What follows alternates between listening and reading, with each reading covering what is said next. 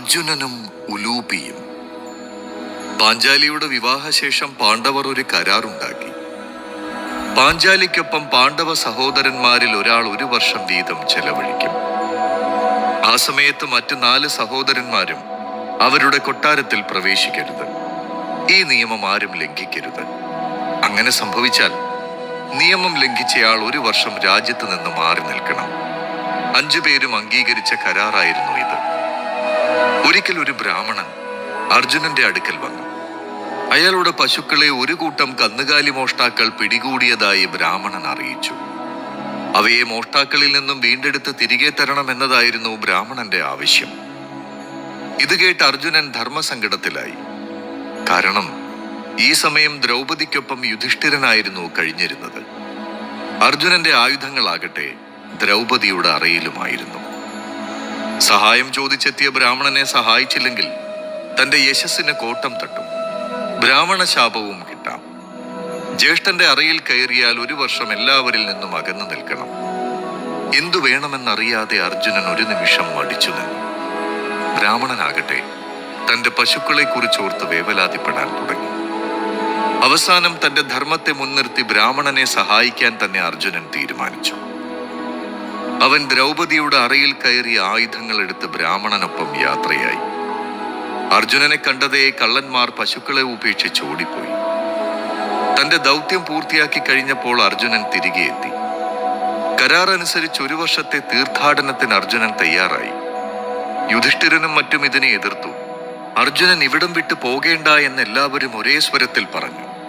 എന്നാൽ അർജുനൻ എല്ലാവരും കൂടി എടുത്ത തീരുമാനത്തിൽ നിന്നും പിന്മാറാൻ തയ്യാറായില്ല. അവൻ അവിടെ നിന്നും യാത്രയായി. സർപ്പവംശത്തിന്റെ രാജാവ് വാസുകിയായിരുന്നു. നാഗവംശ രാജാവ് ആദിശേഷൻ. ക്രമേണ നാഗവംശം സമൃദ്ധി പ്രാപിച്ചു. കദ്രുവിന്റെ ശാപത്താൽ നാഗലോകത്ത് നിന്നും ബഹിഷ്കരിക്കപ്പെട്ട ഐരാവത വംശം 2ആയി പിരിഞ്ഞു. അതിലൊരു കൂട്ടർ ഭാഗീരഥി നദിയുടെ ഉൾഭാഗത്ത് വാസം തുടങ്ങി. അവിടുത്തെ രാജാവ് കൗരവ്യനായിരുന്നു. കൗരവ്യൻ വിഷവാഹിനി എന്ന നാഗകന്യകയെ വിവാഹം ചെയ്തു. അവർക്ക് ചിഗുരൻ എന്ന ഒരു മകൻ ജനിച്ചു. ദേവേന്ദ്രന്റെ സാരഥിയായിരുന്ന മാതലിക്ക് ഗുണകേശി എന്നൊരു പുത്രി ഉണ്ടായിരുന്നു. അതിസുന്ദരിയായിരുന്നു ഗുണകേശി. അവൾക്ക് വിവാഹപ്രായമായി. മകൾക്ക് അനുയോജ്യനായ ഒരു വരനെ കണ്ടെത്താൻ മാതലി ആഗ്രഹിച്ചു. ദേവലോകത്ത് തന്റെ മകൾക്ക് യോജിച്ച ഒരു പുരുഷനെ കണ്ടെത്താൻ മാതലിക്ക് കഴിഞ്ഞില്ല. മകൾക്ക് വരനെ കണ്ടെത്തുന്നതിനായി മാതലി പലയിടത്തും അന്വേഷിച്ചു. വരുണലോകത്തേക്കാണ് മാതലി ആദ്യം ചെന്നത്. മാർഗമധ്യേ അവിടേക്ക് പോകുന്ന നാരദ മഹർഷിയെ അദ്ദേഹം കണ്ടുമുട്ടി. മഹർഷിയെ ഉപചാരപൂർവം വന്ദിച്ച ശേഷം മാതലി തന്റെ യാത്രയുടെ ഉദ്ദേശ്യം വിവരിച്ചു. പിന്നെ അവർ ഇരുവരും ഒന്നിച്ചായി ഈ യാത്ര. ത്രിലോകങ്ങളിൽ സഞ്ചരിച്ച ശേഷം മാതലി തന്റെ പുത്രിക്ക് വേണ്ടി കൗരവ്യന്റെ മകനായ ചിഗുരന്റെ പുത്രൻ സുമുഖനെ മോഹിച്ചു. നാരദൻ ആ വിവരം കൗരവ്യനെ അറിയിച്ചു. എന്നാൽ അദ്ദേഹം മാതലിയുടെ ആഗ്രഹത്തിന് സമ്മതം മൂളാൻ തയ്യാറായില്ല. അതിനുള്ള കാരണവും കൗരവ്യൻ വെളിപ്പെടുത്തി. എന്റെ പുത്രൻ ചിഗുരനെ ഏതാനും ദിവസങ്ങൾക്ക് മുൻപ് ഗരുഡൻ പിടിച്ച് ഭക്ഷിച്ചു കളഞ്ഞു. ദുഃഖത്തോടെ കൗരവ്യൻ പറഞ്ഞു. അടുത്ത മാസം എന്റെ ഇളയ പുത്രൻ സുമുഖനെയും ഭക്ഷിക്കുമെന്ന് ഗരുഡൻ പറഞ്ഞു. മഹാശക്തനായ ഗരുഡനെ തടയാൻ ആർക്കാണ് കഴിയുക? എന്റെ പ്രിയപുത്രൻ സുമുഖൻ ഇപ്പോൾ മരണം കാത്തു കിടക്കുകയാണ്. ഈ അവസ്ഥയിൽ ഇപ്പോൾ അവന്റെ വിവാഹം നടത്തുന്നത് എങ്ങനെയാണ്? കൗരവ്യൻ ദുഃഖത്തോടെ ചോദിച്ചു. കൗരവ്യന്റെ വാക്കുകൾ കേട്ടിട്ടും മാതലി തന്റെ മോഹം കൈവിടിഞ്ഞില്ല. സുമുഖനെ അങ്ങ് എന്നോടൊപ്പം അയക്കുക, അവനെ ഞാൻ സംരക്ഷിക്കാം. ഒരു പ്രതിവിധി കണ്ടെത്തിയ മട്ടിൽ മാതലി പറഞ്ഞു. തന്റെ മകന്റെ ജീവൻ രക്ഷിക്കുന്നതിന് വേണ്ടി എന്ത് ചെയ്യാനും കൗരവ്യൻ തയ്യാറായിരുന്നു. കൗരവ്യൻ സുമുഖനെ മാതലിയുടെ കൂടെ അയക്കാൻ തീരുമാനിച്ചു. ഞാൻ സുമുഖനെ ദേവേന്ദ്രന്റെ അടുത്തെത്തിക്കാം, അവനെ സംരക്ഷിക്കണമെന്ന് അപേക്ഷിക്കാം, അദ്ദേഹം എന്നെ സഹായിക്കും, മാതലി പറഞ്ഞു. മാതലി സുമുഖനുമായി ദേവേന്ദ്രന്റെ അടുത്തെത്തി. ദേവേന്ദ്രനോട് കാര്യങ്ങൾ പറഞ്ഞു. സുമുഖനെ രക്ഷിച്ച് തന്റെ മകൾക്ക് പതിയായി നൽകണമെന്ന് മാതലി ദേവേന്ദ്രനോട് അപേക്ഷിച്ചു. മാതലിയുടെ വാക്കുകൾ കേട്ട ഇന്ദ്രനൊന്ന് പരുങ്ങി. ഗരുഡൻ വിട്ടുവീഴ്ച ചെയ്യുമെന്ന് എനിക്ക് തോന്നുന്നില്ല. ആ പക്ഷിശ്രേഷ്ഠൻ മഹാശക്തനാണ്. ഒരിക്കൽ അമൃതം കൈക്കലാക്കാൻ ശ്രമിച്ച അവൻ എന്നെ യുദ്ധത്തിൽ പരാജയപ്പെടുത്തിയിട്ടുണ്ട്. പറഞ്ഞതുപോലെ പ്രവർത്തിക്കുന്നവനാണ് ഗരുഡൻ. ഇങ്ങനെയുള്ള ഒരാളുടെ കാര്യത്തിൽ ഞാൻ എങ്ങനെ ഉറപ്പു പറയും? ഇന്ദ്രൻ തന്റെ നിസ്സഹായാവസ്ഥ വെളിപ്പെടുത്തി. സുമുഖന്റെ അവസ്ഥ കണ്ടപ്പോൾ മഹാവിഷ്ണുവിന് ദയ തോന്നി. ഇന്ദ്ര, അങ്ങയുടെ അധീനതയിൽ അമൃതുണ്ടല്ലോ. സുമുഖൻ അല്പം അമൃത് നൽകിയാൽ മതി, അവന് മരണം സംഭവിക്കില്ലല്ലോ. മഹാവിഷ്ണു പറഞ്ഞു. സുമുഖൻ അമൃത് നൽകാൻ ദേവേന്ദ്രന് ധൈര്യമുണ്ടായില്ല. എങ്കിലും മഹാവിഷ്ണുവിന്റെ നിർബന്ധത്തിന് വഴങ്ങി ദേവേന്ദ്രൻ സുമുഖൻ അമൃത് നൽകി. ഇതറിഞ്ഞ ഗരുഡൻ കോപിഷ്ഠനായി.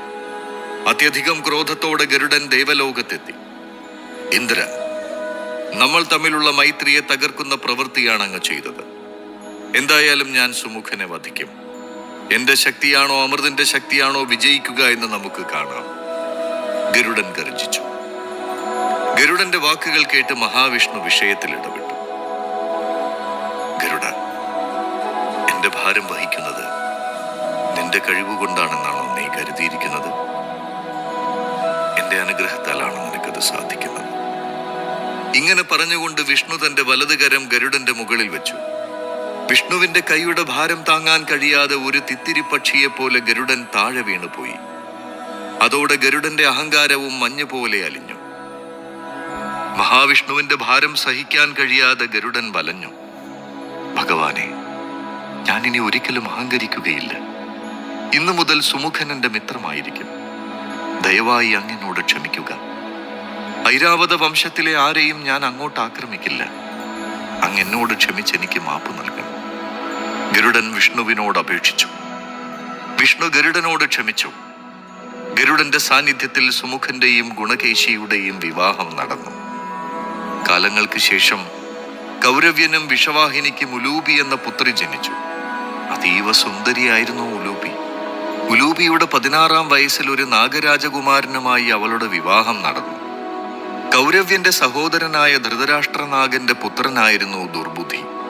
അവന് കൗരവ്യന്റെ സ്ഥാനം തട്ടിയെടുക്കണമെന്ന മോഹമുണ്ടായി. ഉലൂപിക്ക് ജനിക്കുന്ന സന്താനത്തിന് നാഗലോകത്തിന്റെ അനന്തരാവകാശം ലഭിക്കുമെന്ന് ദുർബുദ്ധി ആശങ്കപ്പെട്ടു. ആ ഭയത്താൽ അവൻ ഗരുഡനെ പ്രകോപിപ്പിച്ചു. ഗരുഡൻ നാഗരാജകുമാരനെ കൊല്ലുകയും ചെയ്തു. തന്റെ ഭർത്താവിന്റെ മരണം ഉലൂപിയെ തളർത്തി. ഭാഗ്യദോഷി എന്ന് ചിലരൊക്കെ അവളെ വിളിച്ചു. എന്നാൽ അധികം താമസിയാതെ അവൾ ഉയർത്തെഴുന്നേറ്റു. ദേവന്മാരും നാഗങ്ങളും പക്ഷികളുമായിട്ടുള്ള തന്റെ ജ്യേഷ്ഠ പിതാക്കന്മാരിൽ നിന്ന് അവൾ വിദ്യകൾ പഠിച്ചു. അവൾ സകല കലാവല്ലഭയായി മാറി. സകല ശസ്ത്രശാസ്ത്രങ്ങളും അവൾക്ക് വശമായി. താമസിയാതെ അവളുടെ കീർത്തി ലോകമെങ്ങും പരന്നു. വിധിയെ അതിജീവിച്ച ഉലൂപി ശിവനിൽ നിന്നും മൃതസഞ്ജീവിക എന്ന നാഗമാണിക്യം, ദിവ്യാസ്ത്രങ്ങൾ എന്നിവ കരസ്ഥമാക്കി. അങ്ങനെ ഉലൂപി നാഗലോകത്തെ അടക്കിവാണ ചക്രവർത്തിനിയായി. ഉലൂപിയുടെ സേനാപതി ദുർബുദ്ധിയായിരുന്നു. അവന്റെ കൊള്ളരുതായികകൾ ഉലൂപി അറിഞ്ഞിരുന്നില്ല. ഉലൂപി അവളുടെ സഖിയായ ദാമിനിയെ ദുർബുദ്ധിക്ക് വിവാഹം ചെയ്തു കൊടുത്തു. ഉലൂപിക്ക് മക്കളില്ലാത്തതുകൊണ്ട് അവർക്ക് ജനിക്കുന്ന സന്താനം നാഗലോകം ഭരിക്കുമെന്ന് ദുർബുദ്ധി കണക്കുകൂട്ടി. എന്നാൽ വിധിവൈപരീത്യമാണോ പാപഫലമാണോ എന്നറിയില്ല, അവർക്ക് കുട്ടികൾ ഉണ്ടായില്ല. അതോടെ ദാമിനിയോടും അവന് വെറുപ്പായി. എങ്ങനെയെങ്കിലും ഉലൂപിയെ കൊല്ലുക, നാഗരാജാവാകുക എന്നത് മാത്രമായിരുന്നു അവന്റെ ലക്ഷ്യം. ഉലൂപിക്ക് വീണ്ടും വിവാഹാലോചനകൾ വന്നു തുടങ്ങി. ഉലൂപിക്ക് വന്ന വിവാഹാലോചനകൾ പലതും അവൻ തടഞ്ഞു. അതോടുകൂടി ഉലൂപി വിവാഹ സ്വപ്നമെല്ലാം ഉപേക്ഷിച്ച് രാജ്യഭരണം നടത്തി. ദുർബുദ്ധിയുടെ പല പദ്ധതികളും വിഫലമായെങ്കിലും അവൻ പിന്മാറാൻ തയ്യാറായില്ല. ഉലൂപിയാകട്ടെ ഇതൊന്നും അറിയാതെ അവനെ വിശ്വസിക്കുകയും ചെയ്തു. ഈ ഒരു കാലഘട്ടത്തിലാണ് പ്രതിജ്ഞാലംഘനത്താൽ അർജുനന് തീർത്ഥാടനം നടത്തേണ്ടി വന്നത്. അർജുനൻ ഗംഗാനദിയുടെ കരയിലെത്തി. ബ്രാഹ്മണരോടൊപ്പം എത്തിയ സുന്ദരനായ അർജുനനെ ഉലൂപി തന്റെ ഭർത്താവായി സങ്കല്പിച്ചു. അർജുനൻ തികഞ്ഞ ഒരു സാത്വികനാണെന്നും അതിനാൽ തന്നെ വിവാഹം ചെയ്യുമെന്നും ഉലൂപി കണക്കുകൂട്ടി. മധുര സ്വപ്നങ്ങൾ കണ്ട ഉലൂപിയുടെ പെരുമാറ്റത്തിൽ സംശയം തോന്നിയ ദുർബുദ്ധി കാര്യം രാജമാതാവായ വിഷവാഹിനിയെ അറിയിച്ചു. മാതാവിന് മുന്നിൽ ലജ്ജയോടെ ഉലൂപി കാര്യങ്ങൾ അവതരിപ്പിച്ചു. ഇത് ദുർബുദ്ധിയെ ചൊടിപ്പിച്ചു. ഉലൂപിയുടെ വിവാഹം നടക്കരുത് എന്ന് ആഗ്രഹിക്കുന്ന ദുർബുദ്ധി അർജുനൻ നാഗങ്ങളുടെ വാസസ്ഥലം നശിപ്പിച്ചവനാണെന്നും അങ്ങനെ നാഗങ്ങളുടെ ശത്രുവായ അർജുനൻ ഉലൂപിയെ നൽകരുത് എന്നും കൗരവ്യനോട് ആവശ്യപ്പെട്ടു. ദുർബുദ്ധി പറഞ്ഞ കാര്യം കൗരവ്യൻ ഉലൂപിയോട് പറഞ്ഞു. ഉലൂപിക്ക് ദുർബുദ്ധിയോട് ദുഃഖവും അതുപോലെ ക്രോധവും ഉണ്ടായി. അന്നാദ്യമായി ഉലൂപിക്ക് അവന്റെ പ്രവൃത്തിയിൽ സംശയം ജനിച്ചു. അത് പുറത്തു കാട്ടിയില്ലെങ്കിലും ദുർബുദ്ധിയെ സൂക്ഷിക്കണമെന്ന് ധാമിനിയും പറയുകയുണ്ടായി. ദുർബുദ്ധിയും ഉലൂപിയും തമ്മിൽ പന്തയമുണ്ടായി. അർജുനൻ സാത്വികനാണെന്ന് തെളിഞ്ഞാൽ ദുർബുദ്ധി തന്റെ ഔദ്യോഗിക പദവികൾ ഉപേക്ഷിക്കണം. ഇനി അഥവാ വഞ്ചകനാണെന്ന് തെളിഞ്ഞാൽ താൻ ആജീവനാന്തകാലം അവിവാഹിതയായിരിക്കും. തന്റെ പ്രണയിതാവിന്റെ സ്വഭാവശുദ്ധി തെളിയിക്കാൻ ധൈര്യത്തോടെ ഉലൂപി ഇറങ്ങി പുറപ്പെട്ടു. അതിരാവിലെ സൂര്യ നമസ്കാരത്തിന് ഗംഗാനദിയിൽ മുങ്ങിയ അർജുനന് തന്റെ കാലിൽ ആരോ പിടിച്ചു വലിക്കുന്നതായി അനുഭവപ്പെട്ടു. എതിർക്കാൻ കഴിയുന്നതിന് മുൻപ് തന്നെ അർജുനൻ മുങ്ങിപ്പോയി.